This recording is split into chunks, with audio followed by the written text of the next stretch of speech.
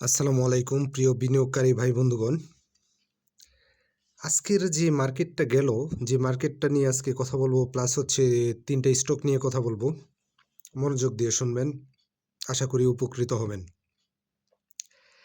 আজকের মার্কেটে অ্যাডভান্স হয়েছে ১৪১টি, ডিক্লাইন ১৫৩টি, আনচেঞ্জ ৯১টি এবং টোটাল ভলিউম হচ্ছে ৩০৯ কোটি টাকা। আজকের যে মার্কেটটা যে পজিশনে ছিল সারাদিনই কিন্তু কোনো বাই সেল ছিল না।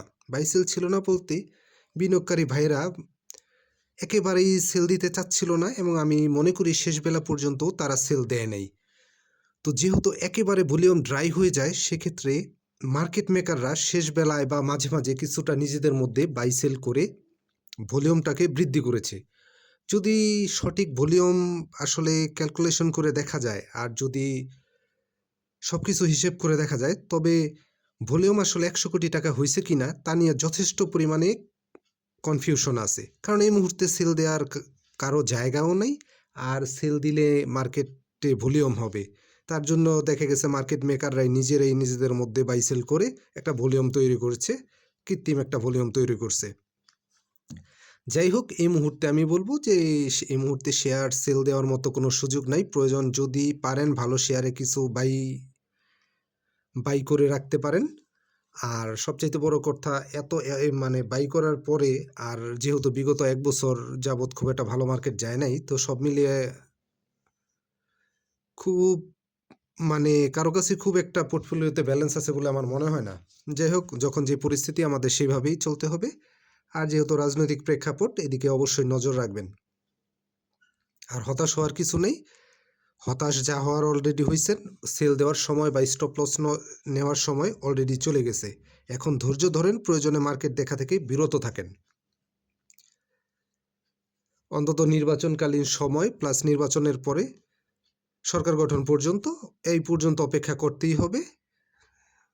যত যেই কথাই বলেন আর যেটাই ভাবেন, মূল কথা ওইটাই। যাই হোক, এখন আমি যেই স্টকটি নিয়ে কথা বলবো সেটি হচ্ছে সাশা ডেনিম টেক্সটাইল বি ক্যাটাগরির একটি শেয়ার। ডিরেক্টর হোল্ডিং হচ্ছে ৬.26 কোটি এবং ইনস্টিটিউট হোল্ডিং হচ্ছে ২৪.৩৬%, আর পাবলিক হোল্ডিং হচ্ছে ৩১.২৩%। তবে টোটাল শেয়ার সংখ্যা হচ্ছে ১৪ কোটি। নেট অপারেটিং ক্যাশ ফ্লোটা কিন্তু ভালো এবং ২৫ সালে ৫% ক্যাশ ডিভিডেন্ড দিয়েছে। আজকে ৫০ পয়সা নেগেটিভ করেছে এবং ২,৩৮,০০০ শেয়ার হাত বদল হয়েছে। তবে শেয়ারটা এই মুহূর্তে মোটামুটি একটা ভালো পজিশনে আছে। ইন্ডেক্সের দিকে খেয়াল রেখে আপনারা চাইলে এই স্টকটাকে দেখতে পারেন। সাশা ডেনিম এখন যে পজিশনে আছে, মানে সামনের দিনগুলোতে আপনার ইন্ডেক্সের দিকে খেয়াল রেখে অল্প অল্প করে এটাকে বাই করতে পারেন এবং ভালো একটা প্রফিট গেইন হবে বলে মনে হয়। যেহেতু বিগত কয়েকদিন যাবৎ মার্কেট কারেকশনেই আছে, তো সামনে দেখা গেছে যে একটু মুভমেন্ট আসলে মার্কেটে, তখন আপনারা একটা ভালো প্রফিট গেইন করতে পারবেন বলে আশা করতেছি। তো সব মিলিয়ে আপনারা চাইলে সাশা ডেনিমটা এই মুহূর্তে দেখতে পারেন। যদি আমি বাইসেল কাউকে নির্দেশ করি না, বাইসেল নিজ দায়িত্ব করবেন। আপনারা অবশ্যই ইন্ডেক্সের উপর খেয়াল রেখে বাইসেল করবেন। আর খুব বেশি আজকে কিনবেন আপনি, কালকেই যে প্রফিট দিয়ে দিবে বিষয়টা এরকম না। মার্কেটের অবস্থা ওই পজিশনে নাই। একটু পজিশন সময় নিয়ে একটু পজিশন ট্রেড করা লাগে, এতে কম বেশি প্রফিট হওয়ার একটা পসিবিলিটি তৈরি হয়। আর যখন কন্টিনিউ আপ ট্রেন্ডে থাকে তখনকার কথা হচ্ছে ভিন্ন। যেহেতু এই মুহূর্তে ওইরকম কোনো মার্কেটের ধারা নাই, তবে আমি বলবো যে ধৈর্য সহকারে ট্রেড করাটাই বুদ্ধিমানের কাজ হবে। তবে এই মুহূর্তে সাশা ডেনিমটা আপনারা চাইলে দেখতে পারেন। আগামী দিন বা যে কোনো সময় দেখলে অবশ্যই ইন্ডেক্সের দিকে খেয়াল রেখে আপনারা এটাকে বাই করার কথা চিন্তা ভাবনা করতে পারেন। আশা করি কম বেশি প্রফিট হওয়ার একটা পসিবিলিটি আছে, কোনো কিছু শিওর না। বাই সেল নিজ দায়িত্ব করবেন। এরপরে যেই স্টকটি নিয়ে কথা বলবো সেটা হচ্ছে অগ্নি সিস্টেম বি ক্যাটাগরির আইটি সেক্টরে একটা স্টক। 25 সালে স্টকটি 2.50% ক্যাশ ডিভিডেন্ড দিয়েছে। টোটাল শেয়ার সংখ্যা হচ্ছে 7,26,00,000 কোটি। যাই হোক, 30 ডিরেক্টর হোল্ডিং হচ্ছে 30%, আর ইনস্টিটিউট হচ্ছে প্রায় 12%, পাবলিক হোল্ডিং হচ্ছে 58%। তবে এই মুহূর্তে বিগত কয়েকদিনে স্টকটি একটা কারেকশন হয়েছে।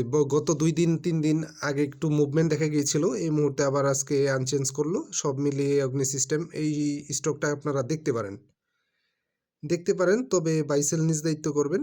আর যেহেতু বাজার খুব একটা ভালো পজিশনে নাই, অবশ্যই ইন্ডেক্সের দিকে ট্রেডার ভাইদের বলবো, অবশ্যই ট্রেডিং করার ক্ষেত্রে অবশ্যই ইন্ডেক্সের দিকে খেয়াল করবেন। বাইসেল ইন্ডেক্সের উপরেই ডিপেন্ড করে। ইন্ডেক্স খেয়াল রেখে সঠিক জায়গায় যদি এন্ট্রি নিতে পারেন, তবে অগ্নি সিস্টেমে কম বেশি একটা প্রফিট গেইন করার পসিবিলিটি আছে।